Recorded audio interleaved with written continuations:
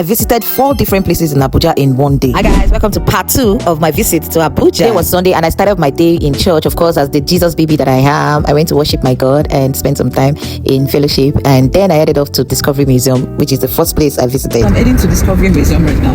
I don't know if they open today. Today's Sunday. Just try and see. Hopefully, fingers crossed they are open. Well, yeah, glory to God, they were open, and I must say this is a very nice place. I couldn't believe when I found out that this little tomb is the entrance to the museum itself. I love the concept. It was so beautiful and very unique. And yeah, I grabbed my ticket for 6,000 naira and I got to explore the entire museum. I enjoyed it, and we also got a tour guide. First, when you get into the museum, you'll see different tribes in Nigeria, which is the Yoruba, the Hausa, and the Igbo. And then the next stop were a screen displaying all the past and present president that I wasn't aware of before I was born. I got to see them, know their name, and it was beautiful to see. I got to meet some other tourists as well that we got to discuss and talked about past presidents and the experiences they brought to us as citizens of Nigeria. Yes, the president we're talking about. But then the next stop was a statue representing and honoring the Nigerian army. And then I saw the Constitution book. This Constitution book, guys, never followed in Nigeria. But it was nice to see. And then we entered the music room. Yeah, I got to see all the 50s, all the 90s, all the 60s, and all the 2000s musicians. And I was shocked to see that Two-Face